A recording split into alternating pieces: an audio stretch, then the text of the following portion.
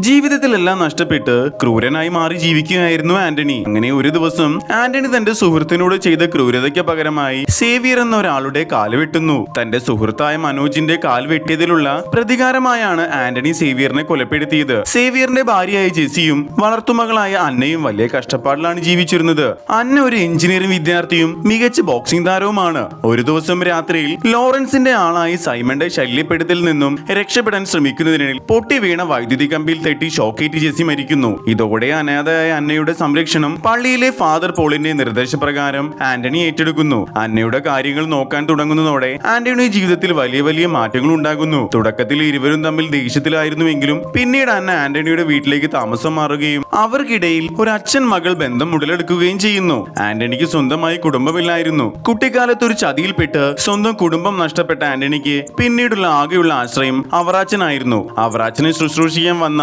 Home nurse ആണ് മായ. സേവിയറിനെ കൊന്നതിലുള്ള പ്രതികാരമായി ജയിലിൽ കഴിഞ്ഞിരുന്ന സേവിയറിന്റെ അനിയൻ ടാർസനെ ലോറൻസ് പുറത്തിറക്കുന്നു. ടാർസൻ ആന്റണിയുടെ സുഹൃത്തുക്കളെ ആക്രമിക്കുകയും അവറാച്ചനെ നാട്ടുകാരുടെ മുന്നിലിട്ട് പരസ്യമായി അപമാനിക്കുകയും ചെയ്യുന്നു. ഈ അപമാനഭാരത്താൽ അവറാച്ചൻ കാറിലിരുന്ന് മരിക്കുന്നു. ഇതിന് പ്രതികാരമായി ആന്റണിയുമായും ചേർന്ന് ടാർസൻ, സൈമൺ, ലോറൻസ് എന്നിവരെ വകവരുത്തുന്നു. തുടർന്ന് നടക്കുന്ന ബോക്സിംഗ് ചാമ്പ്യൻഷിപ്പിൽ അന്ന വിജയിക്കുന്നു. അന്നയെ കാണാനായി അവളുടെ യഥാർത്ഥ അച്ഛൻ പള്ളിയിൽ വരുന്നുണ്ടെങ്കിലും അന്ന അയാളെ നിരസിക്കുന്നു. പകരം അവൾ ആന്റണിയുടെ കൂടെ പോകുന്നു.